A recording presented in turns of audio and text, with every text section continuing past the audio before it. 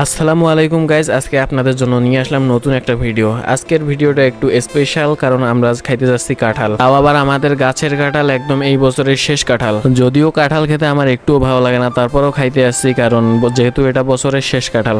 আবার যদি কাঁঠাল খাইতে হয় তাহলে 1 বছর অপেক্ষা করতে হবে। এই বছরে কোনো আর কাঁঠাল পাবো না। এটা ভিডিও করার কারণ একটাই, আমি কি করি না করি সবকিছু রেকর্ড করে ইউটিউবে আপলোড করার চেষ্টা করি, তাই ভাবলাম এটাও আপলোড করি। কিন্তু কাঁঠাল খেতে এসেও চ্যালেঞ্জের মুখোমুখি হইতে হলো। আপনার যে লোকটিকে দেখতে পাচ্তেছেন, উনি বলতেছে উনি নাকি একাই একটা কাঁঠাল খেয়ে শেষ করতে পারবে। তার কথা তো আমাদের কারোই বিশ্বাস হচ্ছিল না। এদিকে খাওয়া শুরু করার আগে আমার জন্য বাটিতে কাঁঠাল তুলে দিচ্ছিল, কারণ কাঁঠালে অনেক কাঁটা থাকার এটা ধরার আমার কোনো ইচ্ছা নেই।